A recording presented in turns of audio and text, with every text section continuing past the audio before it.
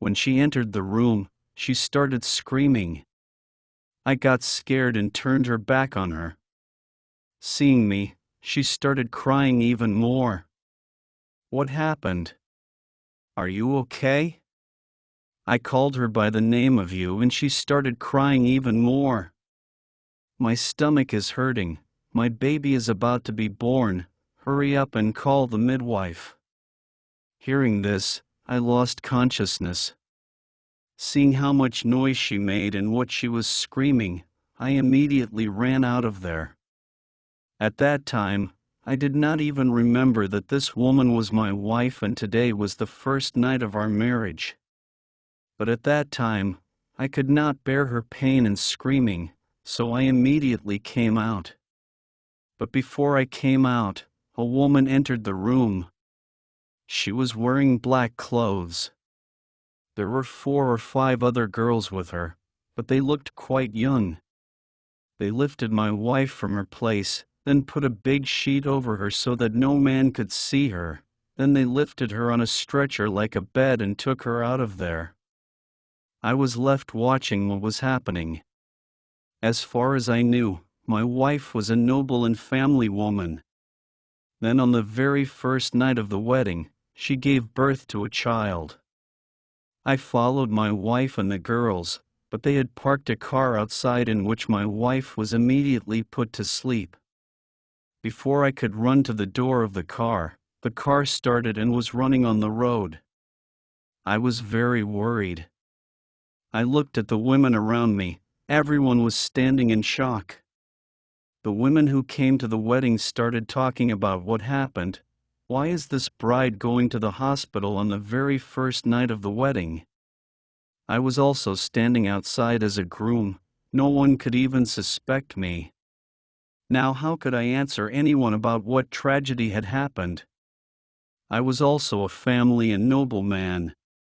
I did not want to publicly disrespect my wife, that is why I remained silent. I did not say a single word in front of these women because my wife had married into a high family. I could not sell her honor like that. Only then did I go to my room. My hands and feet were shaking with anger. I thought that I should tell my parents about this, but more important and guilty than that were the girls' parents who married me to a pregnant woman. Didn't my parents also notice this? I started thinking in my heart. Only then did I call my wife's relatives. When her father picked up the call, instead of fighting with him, I said this in a calm manner. I said, "Uncle, your daughter has been taken to the hospital by the right hand and I am sitting here mourning my humiliation.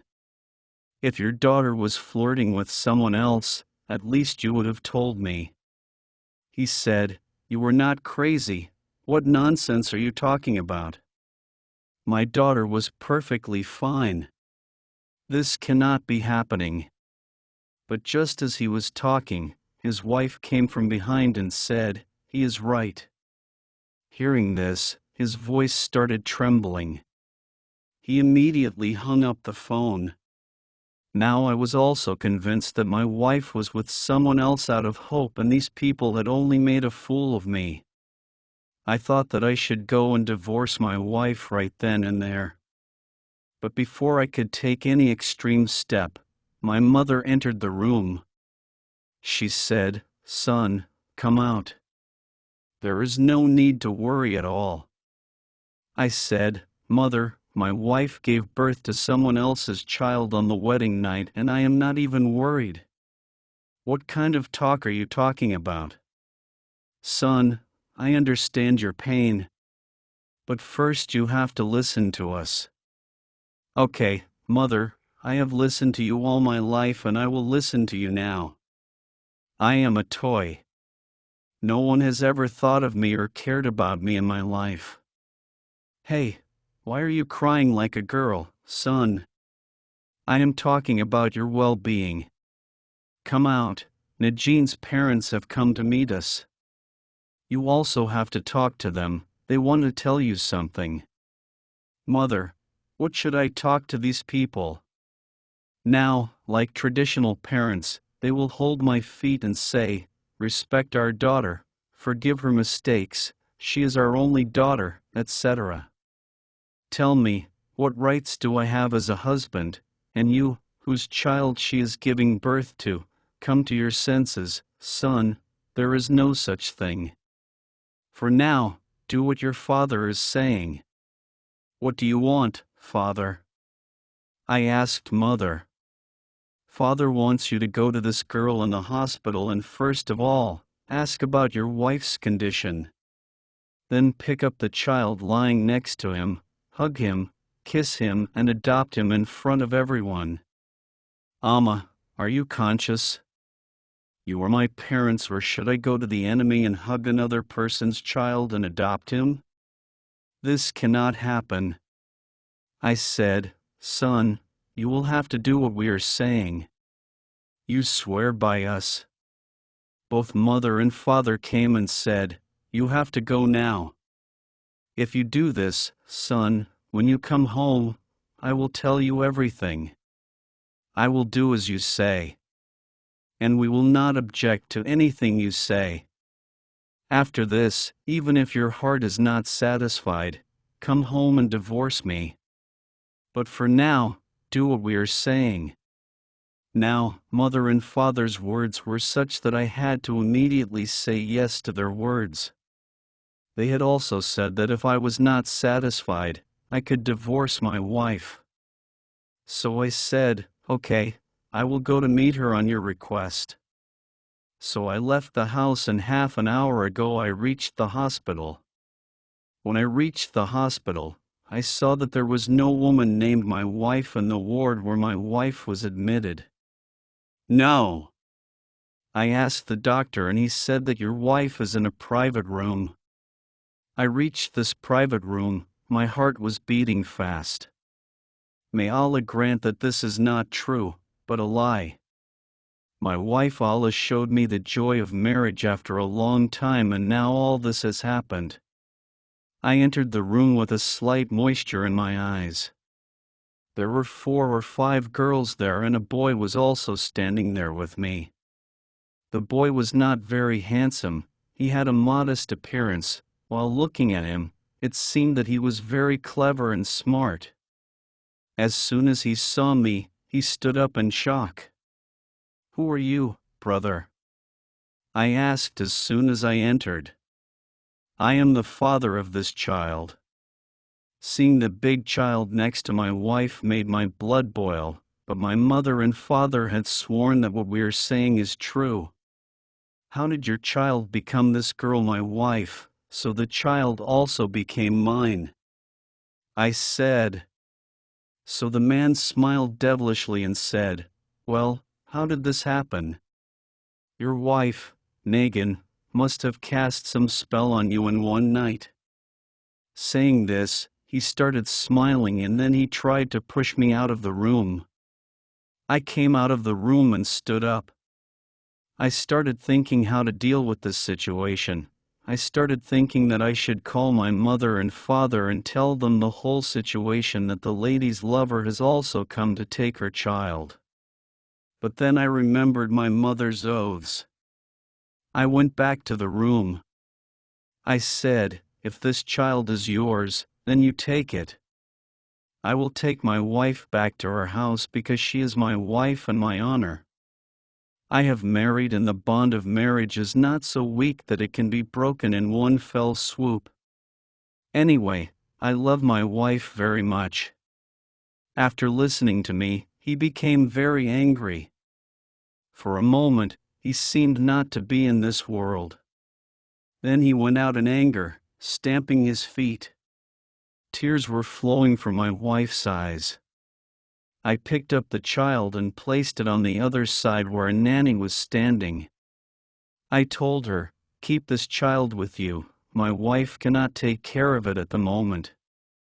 We will come the day after tomorrow and see what to do with this child. She said yes and left, shaking her head. Now I also felt that whatever had happened was just a game of fate, otherwise how could such a family girl have behaved so meanly? When we reached home, Amma and Abba were standing in front of me. My wife was walking properly. It did not look like she had given birth to a child in any way. Rather, she was wearing a wedding dress. As soon as my daughter-in-law Amma came, she hugged her and asked. She also bowed and started greeting Amma. She also greeted Abba. I saw that my wife looked like a virgin girl. We came inside the house and my mother made my wife sit next to her very nicely.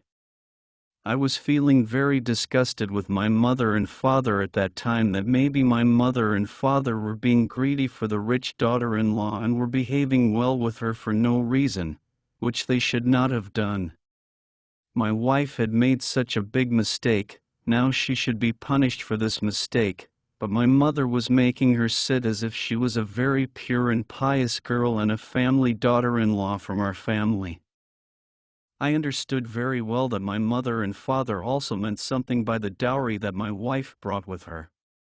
He wanted her to see her daughter and then leave, and then life would become easy. He did not see the question of my happiness and my life. I was feeling very strange that just then another woman entered our house. There was a man with this woman, whom I was surprised to see. These two looked like husband and wife. My wife told me that they were my sister and brother-in-law. They were holding a child in their hands.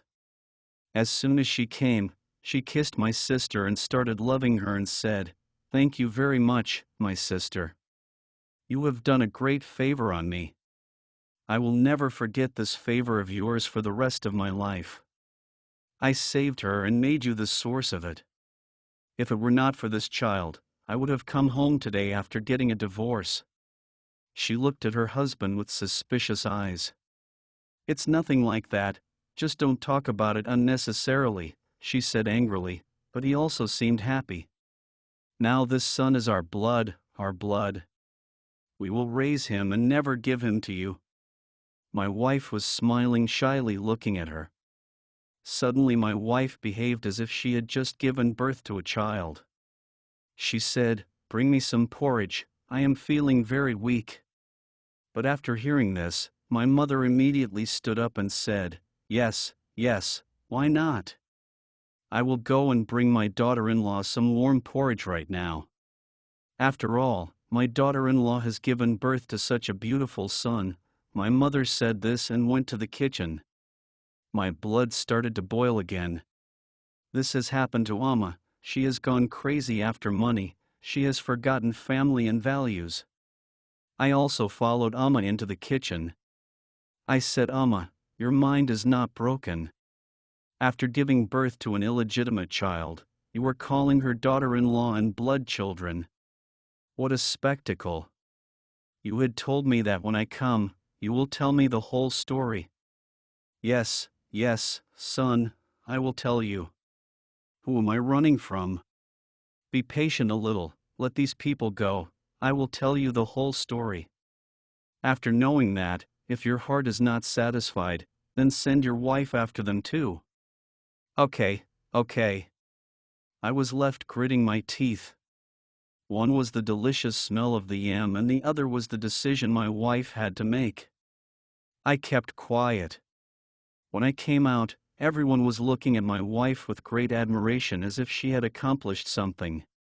I did not understand what mistake I had made in life due to which such a big punishment had come upon me. I felt disgusted looking at this child. Well, those people left after about 15 to 20 minutes. I also thanked God that now I will divorce my wife and end this chapter from my life forever. But then what Amma started telling me softened my heart. "Son, listen to us carefully," Amma said while making me sit in front of her. His daughter-in-law, i.e. my wife Najeen, was also sitting in front of us. "Now tell me, do you think from anywhere that your wife has given birth to a child?" I looked at her carefully. "Amma, I don't know. Only a sinner knows what sin he has committed." "Yes, son, but giving birth to a child is not a sin. Along with this, one has to go through a lot of pain. You can tell from your wife's face that she was expecting and she has just given birth to a 2.5 kilo baby. No, mother, I don't think so, it can't be.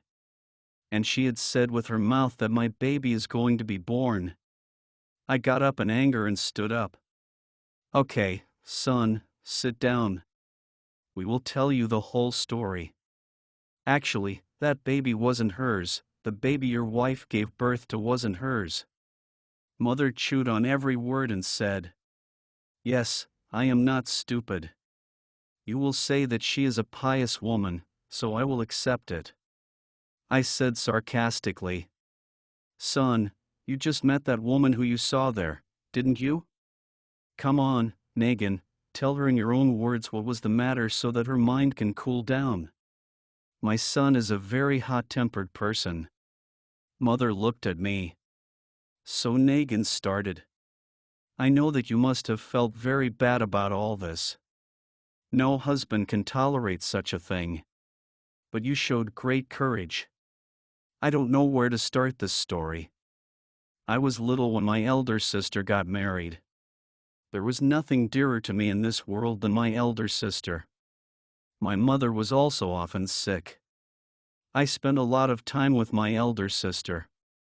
They say that an elder sister is like a mother, and the same thing happened to me. My elder sister loved me very much. And when she got married, I cried as if it was my own departure. I felt bad crying. The sadness of my aunt's departure continued for 6 months. I couldn't even eat and drink properly.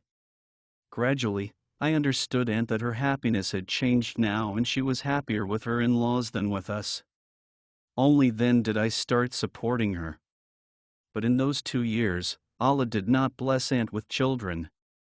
One day, 2 years later, when she came home, her face looked pale.